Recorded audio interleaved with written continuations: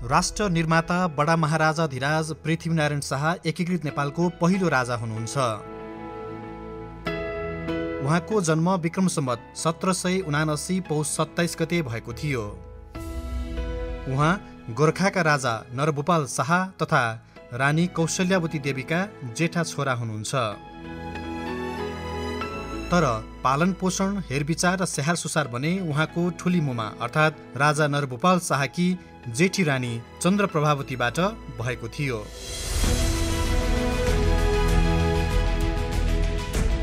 एक किम्वदन्ती अनुरूप जब पृथ्वीनारायण शाह युवा अवस्थामा हुनुहुन्थ्यो तब उहाँको भेट गोरखनाथ बाबासँग भएको थियो।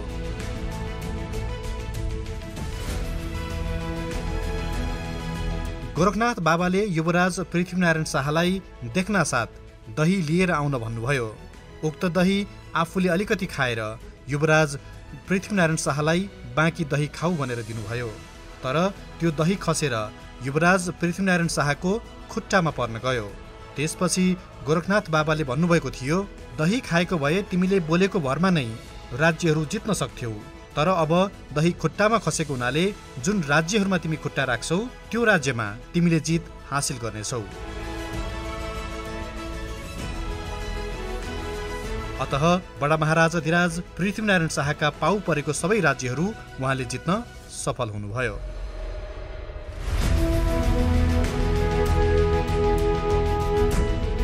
राजा नरभूपाल शाहको मृत्यु पश्चात विक्रम सम्वत 1779 मा युवराज पृथ्वीनारायण शाह गोर्खाका राजा हुनुभएको थियो।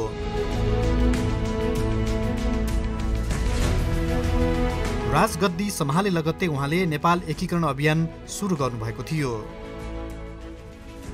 बुवा नरभूपाल शाहको नुवाकोट जित्ने अधुरो सपना पूरा गर्न बडा महाराजा धिराज पृथ्वीनारायण शाहले विक्रम सम्वत 1800 मा नुवाकोट हमला गर्नुभयो, जुन सफल हुन सकेन।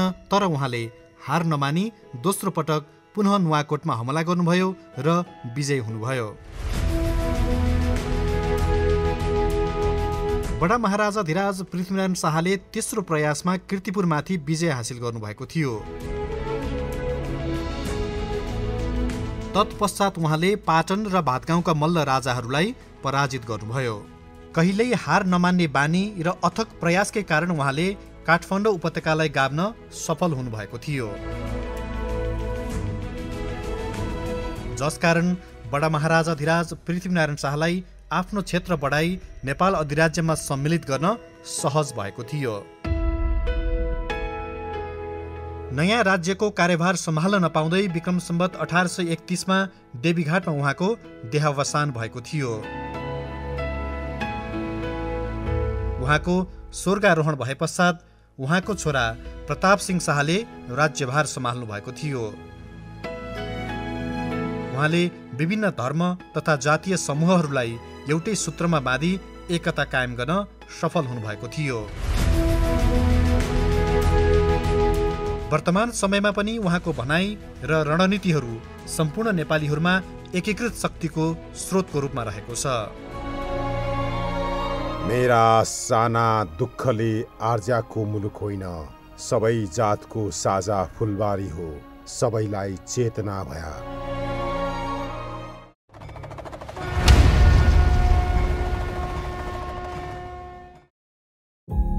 बडा महाराजा धिराज पृथ्वीनारायण शाह आधुनिक नेपाली सेनाको संस्थापक हुनुहुन्छ। उहाँले नेपाली सेनाको पहिलो 5वटा कम्पनीहरू खडा गर्नुभएको थियो। आधुनिक नेपालका राष्ट्र निर्माता तथा एकीकरणका अभियन्ता, एक कुशल सैनिक रणनीतिज्ञ, युद्धकलामा निपुण र सैन्य परिवारको व्यवस्थापन लगायतका क्षेत्रमा सशक्त नेतृत्वको भूमिका निर्वाह गरेका कारण पनि नेपाली सेनाले उहाँको सम्मान र सम्झनामा हरेक वर्ष पुस 27 गते विशेष समारोहका बीच पृथ्वी जयन्ती मनाउँदै आएको छ।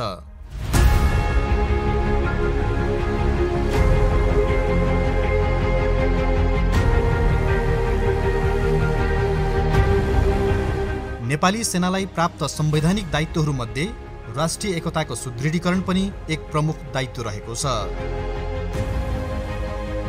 यसै सन्दर्भमा प्रधान सेनापति कमान्ड नीति तथा मार्ग निर्देशन 2078 मा उल्लेखित राष्ट्रिय एकताको भावनालाई थप सुदृढ तुल्याउने एवं नेपाली इतिहास, संस्कृति र परम्पराहरूको संरक्षण, सम्वर्धन तथा प्रवर्धन गर्ने उद्देश्यले यस वर्ष नेपाली सेनाको युनिट तहदेखि जङ्गी अड्डा तह सबै अङ्गबाट देशैभर 300औं पृथ्वी जयन्ती तथा राष्ट्रिय एकता दिवस भव्यताका साथ मनाइएको छ।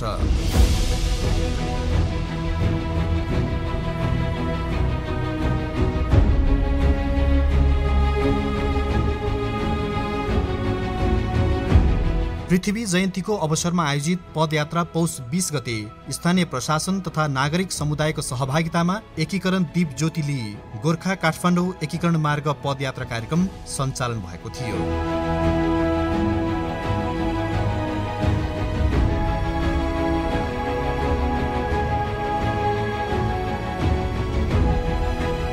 सैनिक सुदृढीकरण गरेर 1800मा फेरि नुवाकोटमा आक्रमण हुँदाखेरि यही बाटो नै फेरि आउने जाने चाहिँ यही बाटो भएको हुनाले अहिले यो बाटोलाई चाहिँ नेपाली सेनाले एकीकरण मार्गको रूपमा जुन प्रयोग गरेको छ यसले इतिहासलाई स्मरण गराउँछ र नेपाल एकीकरणमा सबैको अहम भूमिका छ भन्ने कुरा व्यक्त गर्दछ। यसलाई नेपाली सेनाले एकदम जागरण गरिदिनु भएको छ। आज 21 गतेदेखि नै यो सुरु अभियान भएको छ। एकदम धन्यवाद दिन चाहन्छु र म खुसी पनि व्यक्त गर्न चाहन्छु। नेपाली सेनालाई चाहिँ म एकदमै धेरै धन्यवाद गर्न चाहन्छु। जहिले पनि हामीले मात्र पढेर मात्र पनि हुँदैन, हामीले किताब विज्ञान मात्र सीमित राखेर हुँदैन। आज हामीले सरहरूले कार्यक्रममा ल्याएर हाम्रो एकदम राम्रो गर्नुभएको छ, जसले गर्दा हाम्रो ब्रेनहरू डेभलप भइरहेको छ र हामीले विभिन्न किसिमका अतिरिक्त क्रियाकलापहरू मानेर यहाँ सहभागी हुन पाउँदा मलाई आज धेरै खुसी लागिरहेको छ।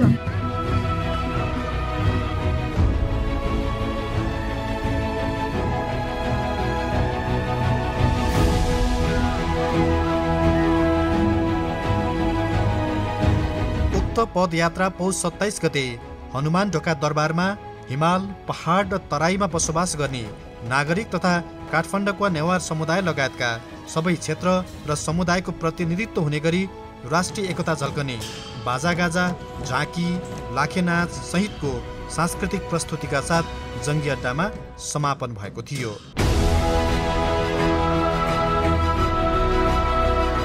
उक्त पदयात्राको दौरान बडा महाराजाधिराज पृथ्वीनारायण शाहको पूर्ण कदको तस्बिर बग्गीमा राखी नगर परिक्रमा समेत गरिएको थियो। यसैगरी पौष 27 गते पृथ्वी जयन्ती तथा राष्ट्रिय एकता दिवसको अवसरमा जङ्गी अड्डा स्थित सभामण्डप हलमा राष्ट्रव्यापी कविता प्रतियोगिताका उत्कृष्ट 7 कविता वाचन गरिएको थियो। हिँडेर पाइला पुगो यही धराई नै गरा, म देश बोक्छु काँधमा बनी सशक्त पाखुरा, म देश बोक्छु काँधमा बनी सशक्त पाखुरा। फेरि जागृतिको उषा उदयको हो राष्ट्रको गान यो, रातो चन्द्र र सूर्य अङ्कित ध्वजा हो एकताको मियो। मात्रै यो देश हाँसोस्, धन सुख सुविधा चाहिँदैनन् मलाई, चाहिँदैनन् मलाई। यसका अलावा इतिहासविद प्राध्यापक श्री दिनेश राज पन्तबाट बडा महाराजाधिराज पृथ्वीनारायण शाहको दिव्योपदेश सम्बन्धी प्रवचनको कार्यक्रम गरिएको थियो। पृथ्वीनारायण शाहले आफ्ना बाहुबारीदेखि गरेर आएको विजिगीषु प्रवृत्तिलाई लिएर नेपालको एकीकरण अभियान जुन सुरु गरे र त्यही अभियानबाट गरेर आज हामी नेपालीहरू भएर कष्ट पाएका छौँ। तत्पश्चात कायम मुकायम प्रधान सेनापति रथी बालकृष्ण कार्कीले जङ्गी अड्डा स्थित श्री 5 बडा महाराजाधिराज पृथ्वीनारायण शाहको शालिगमा तत्कालीन वीर योद्धाहरूको तस्बिरहरू समेत समावेश गरी सलामी तथा माल्यार्पण गर्नुभएको थियो। यसै क्रममा अपराह्न नेपाली सेनाको कल्याणकारी कोषबाट सञ्चालित सबै सैनिक विद्यालयका विद्यार्थीहरू समावेश गरी नेपाली इतिहासका विविध पक्षहरूबारे हाजिरी जवाब प्रतियोगिता आयोजना गरिएको थियो भने नेपाली सेनाका सकल दर्जा बीच तथा सैनिक विद्यालयका विद्यार्थीहरू बीच छुट्टा छुट्टै सञ्चालन गरिएको चित्रकला प्रतियोगिता र नेपाली सेनाका सकल दर्जाहरू बीच सञ्चालन गरिएको लेख रचना प्रतियोगिताका विजयीहरूलाई पुरस्कार समेत वितरण गरिएको थियो। अन्त्यमा तत्कालीन समयमा नेपाली सेना र सर्वसाधारण लगायतले राष्ट्र निर्माणमा पुर्याएको योगदान तथा सेनाको वीरगाथा र बलिदानमा आधारित चलचित्र नालापानीको प्रदर्शनी समेत गरिएको थियो।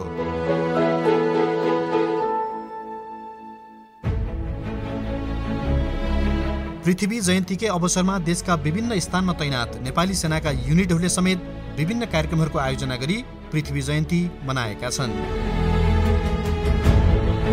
बडा महाराजा धिराज पृथ्वीनारायण शाहले गर्नुभएको एकीकरण अभियानमा हिमाली, पहाडी र तराईवासी सबै नेपालीहरूको उत्तिकै महत्त्वपूर्ण योगदान रहेको ऐतिहासिक तथ्य भएको र भविष्यमा पनि राष्ट्रिय एकता रक्षार्थ यस किसिमका कार्यक्रम लाभदायक हुने देखिन्छ।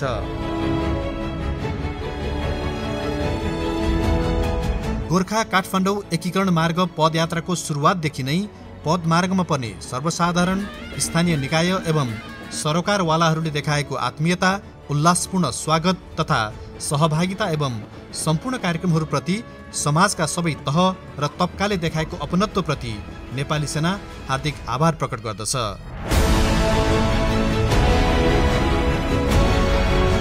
साथै यस कार्यक्रमले राष्ट्रिय एकता, सैनिक इतिहास एवं पर्यटन प्रवर्धनमा समेत थप टेवा पुगेको नेपाली सेनाले विश्वास लिएको छ।